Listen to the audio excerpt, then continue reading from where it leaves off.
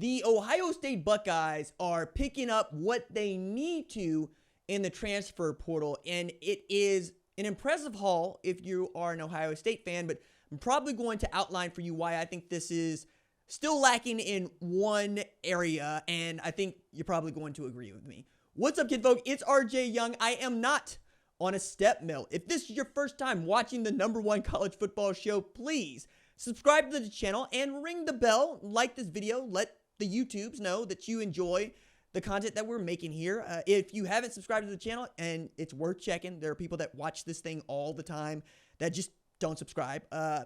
Please consider doing that. It really does help the channel grow. It grows the community, and we're fast tracking to 124,000 subscribers, which is very, very cool. And one of the reasons is we stay topical. We stay on top of the news.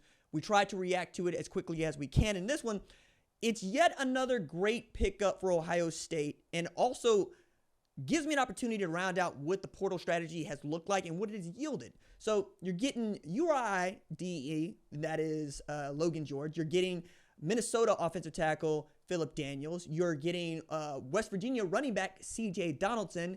And recently you're getting Rice offensive tackle Ethan Owanaga. And look, I think there's quite a few ways to look at this. You could look at this in a realm of what the eligibility is. I think there's only one guy here with 2 years of eligibility left, and that right now is Max Clare, who I didn't mention. My goodness, I made that segment yesterday. I'm glad that I got to the 2 years of eligibility because everybody else got 1 year eligibility left, but is also just trying to fill gaps that you expect to be there next season, or just adding depth at positions of need. And that offensive line, I think most Buckeye fans would come to understand, is one in which you can't afford to be in the position that you're in right now, right? Where Seth McLaughlin goes down, Donovan Jackson has to move out because Josh Simmons goes down. It's not that you didn't have the guys that you needed to make this run, to get to the Rose Bowl, to play Oregon, to get an opportunity to be just 2 wins away from winning your first national championships since 2014.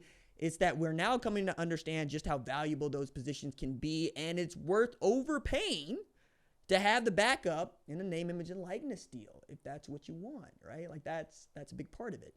I think as we're also getting closer to realizing that the $20.5 million salary cap is going to be in place for all the athletic departments that can afford to spend that much money, you're going to take more into account and these positions where if somebody goes down and you don't have someone, or it's a position that you can't readily fill from the rest of the roster, you probably should spend more money there. And offensive tackle is one of those positions. Like, for instance, you can move a tailback or move a wide receiver to tailback. It's okay. People do it, right? CJ Donaldson started out as a tight end. He is a top running back now. Like, he's rushed for over 700 yards in back-to-back seasons. But what you can't do is take a wide receiver and make him an offensive tackle. Take a running back and make him a tight end. You could try, but it's easier for you to make the tight end to a tailback. And you can try to blow up a tight end and make him into a tackle, but that doesn't usually work. That's why that dude plays tight end. And if he was big enough to play tackle, he would already be playing tackle, because we just don't have that many men that are that big, that strong, that fast. It's really difficult to find guys that are 6'5", 6'6", 325 and have some measure of agility to them. To say nothing of what their hands can do and what their technique is like. That's what makes them a tackle. A guard lacks that technique, lacks that ability to execute at a high level, but is strong and can move people, unless they're Donovan Jackson, who apparently can do both. And if I'm Donovan Jackson and I make the measurements, I might actually enter the NFL draft as an offensive tackle, because it's a much more important position. It's a higher paying position. And that's what most of this is about. It's about money. However, I do think that there is a position that they're lacking at Ohio State, and one in which I think they can still make a splash on this one and go get somebody.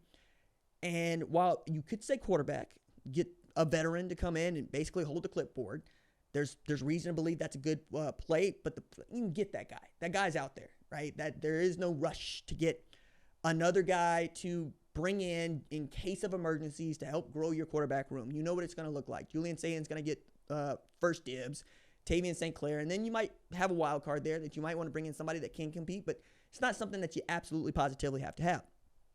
What you do need is a kicker.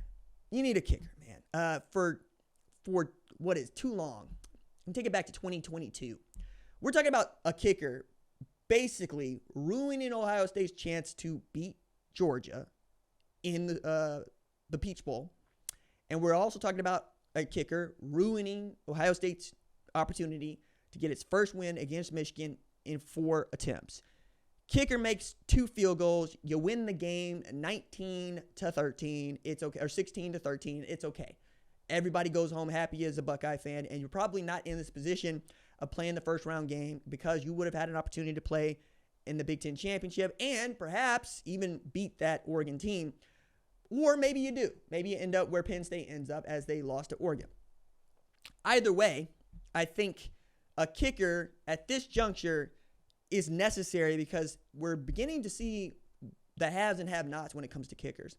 And having a front row view to the USFL and the UFL, I can tell you, I've seen 2 of the best kickers of the last 5 years emerge from the Spring Football League, and neither one of those guys had traditional journeys to kicker. One of those guys is Brandon Aubrey, who had never been a kicker before he got to the USFL, had played professional soccer and at Notre Dame, learned to kick in the USFL, and has since become one of the best kickers, if not the best kicker, in the National Football League, and had a rookie year of rookie years. That dude has been money from basically 60-plus yards back. If you're within the parking lot, he's within range, right? He is Steph Curry kicking a football at this point. The other one is Jake Bates, who is kicking for the Detroit Lions, but made his name with the Michigan Panthers last year when he's nailing kicks from 60-plus yards. Like it's easy. This is a guy who was a kickoff specialist for Arkansas. Ends up going to Tarleton State for a little while and thought that, kicking a football was dead dream. Comes back and basically has to beat out Cole Murphy, who was an outstanding kicker in his own right in the USFL, made 60-yarders, and went to Syracuse, was pretty damn good, for the opportunity to kick for the Michigan Panthers. And after that season, he ends up with the Detroit Lions, and he's nailing them from deep. I think that guy's out there for Ohio State. The idea that you could let a guy like Graham Nicholson leave Miami of Ohio and get to Alabama before he passes through Ohio State can't happen anymore. I realize that we're spending a lot of hot air to talk about what a kicker is or isn't, but when you got to have it and that guy misses, it affects everything you do. So if you got to spend 150, 200 grand on a kicker, you better go do it. Because there was a time when it was money to have a kicker at Ohio State. We could take that back quite a ways. And I think that we need to get back to that. I think that there is a spot somewhere on that roster for an outstanding kicker. You just have to be able to identify that guy and go get him. So as they're putting together this very cool and fine portal chart of 2 offensive tackles, a running back, and a tight end, start using tight ends more. Understand that C.J. Donaldson can help you, but he's probably not going to overshadow what James Peoples can add, or Turbo Rogers for that matter, or Bo Jackson. And then, you got these offensive tackles that are going to compete for spots and that you hope emerge, but you're going to have a spare, which is going to be great. And then go get a kicker. Because the last thing I want for Ohio State going forward is for you to lose the game because Michigan's got a better kicker than you, and they have for each of the last 2 years. They got one from Arkansas State. They had a Lou Grozer-Warder and Jake Moody. It's past time for Ohio State to have one of the best kickers in the country, and even more so, stop losing football games because you don't.